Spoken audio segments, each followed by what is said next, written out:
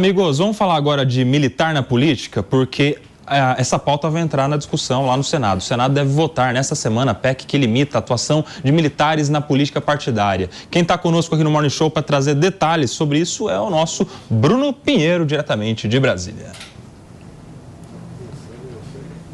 Exatamente, Nelson Kobayashi, que bom falar contigo, ótima semana, excelente segunda-feira, um assunto importante do Congresso Nacional sobre os militares, autoria do senador Jacques Wagner, que é o líder do governo no Senado Federal, e a relatoria do senador Jorge Cajuru sobre os militares no registro da candidatura.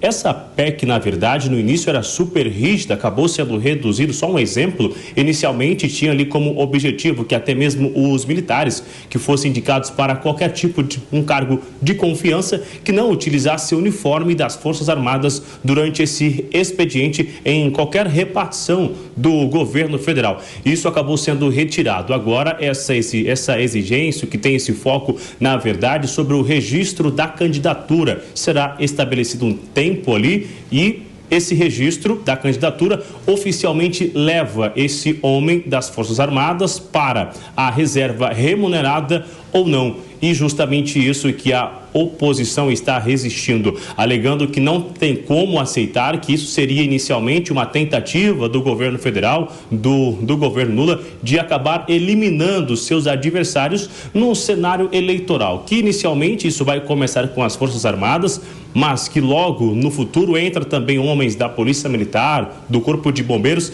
e aos poucos vai dificultando esse acesso ao cenário eleitoral. Anteriormente isso chegou a ser colocado em discussão, iria ser levado em plenário, mas acabaram realizando algumas audiências, adiando isso aí. Rodrigo Pacheco entendeu que era necessário também realizar essas audiências, mas nesta semana o assunto volta a ser discutido novamente. A oposição até chegou a acreditar que eles iriam arquivar esse assunto, porque aliados do governo acreditavam que não tinha um certo ambiente para se colocar em discussão isso, que o ambiente não era tão favorável assim, mas algumas semanas após essa discussão será retomada e aí ver qual será o resultado e o entendimento do Senado e se isso vai sofrer novas alterações antes da votação.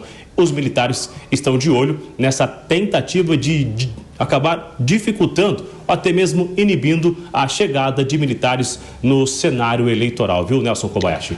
Tá aí o Bruno Pinheiro, direto de Brasília. Sempre uma honra, uma alegria e uma satisfação. Brunão, obrigado. Volte com mais informações.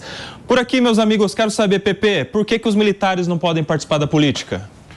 É um acerto esse projeto, essa PEC, né? É um acerto e é bom lembrar que foi muito bem negociada entre o governo e as forças militares, né? Ou seja, as próprias forças militares são a favor dessa proposta de emenda à Constituição. Por que os militares não podem participar da política? Da mesma forma que juiz também não pode, da mesma forma que promotor de justiça também não pode. Ou seja, está dando o mesmo grau de importância e de tratamento igual entre carreiras que têm uma certa importância no Estado. Quem tem a caneta e quem tem a arma não pode participar da política da forma como os militares querem participar, não é? Então tem um ponto que é importante destacar, não é? O militarismo, ele sempre tem que estar vinculado ao civil. E o militarismo, ele é uma força estatal, não de governo. E os militares têm várias prerrogativas que mostram isso.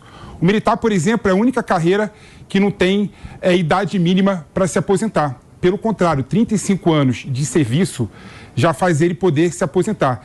E 35 anos de serviço é muito baixo. Um militar, por exemplo, que vai para as Agulhas Negras, consegue se aposentar com menos de 55 anos de idade, não é? Aí, ele pode ir para a política depois.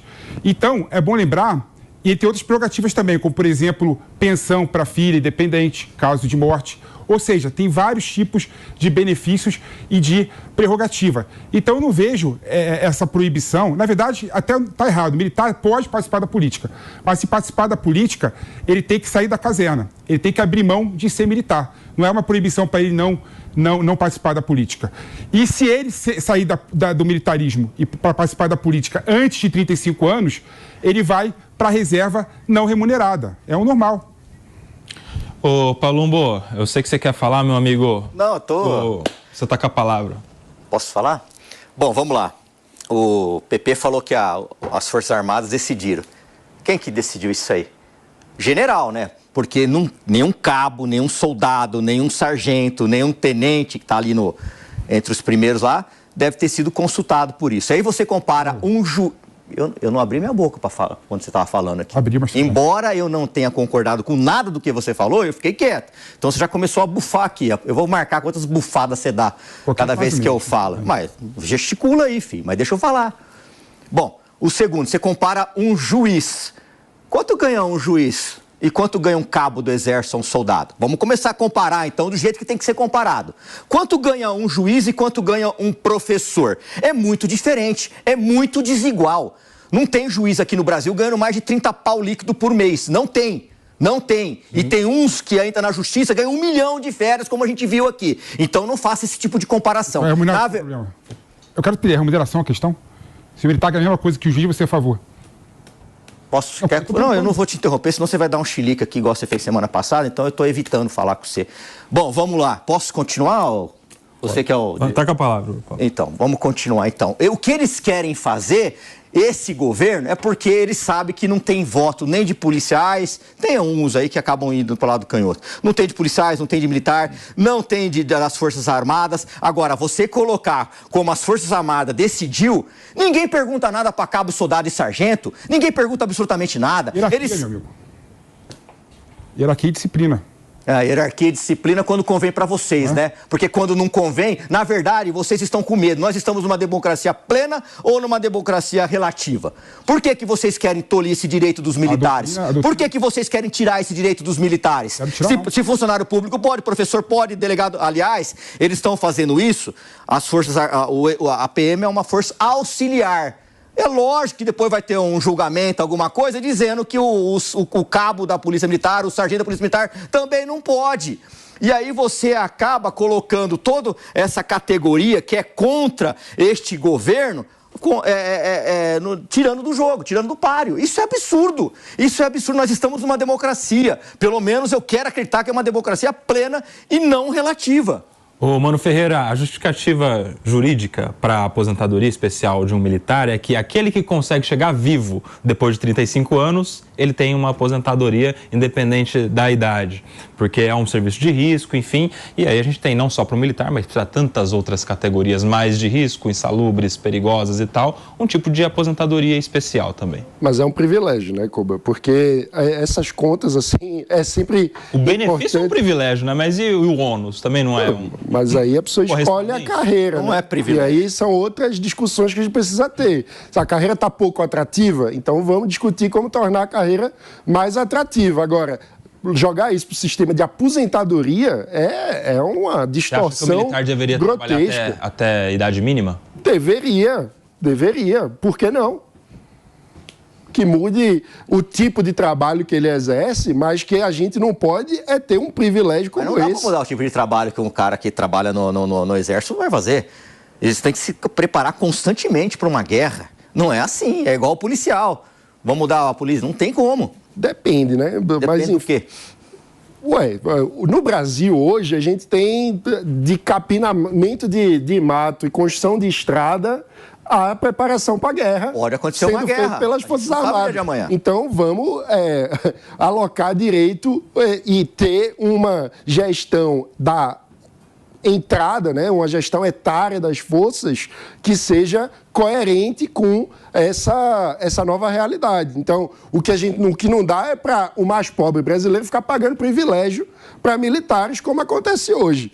Agora, eu queria tratar um ponto que é repúblicas consolidadas, democracias plenas, não tem ingerência militar na política, não. Militar da ativa fazer política é coisa de república de banana.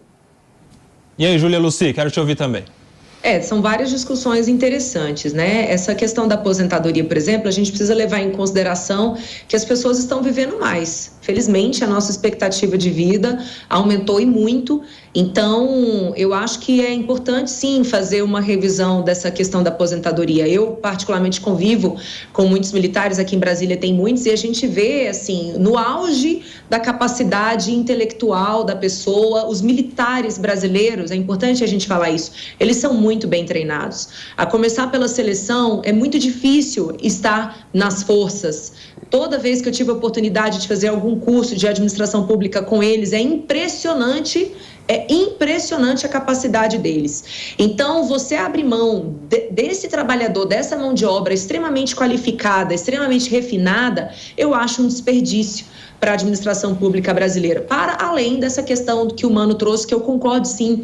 Quanto mais a gente diferencia as pessoas e a gente foge da ideia de que somos iguais e a gente vai criando sistemas de castas, mais a gente torna um sistema desigual e pesado para uns. Então, acho que é importante fazer, sim, uma revisão desse sistema de aposentadoria, sobretudo para filhas de militares.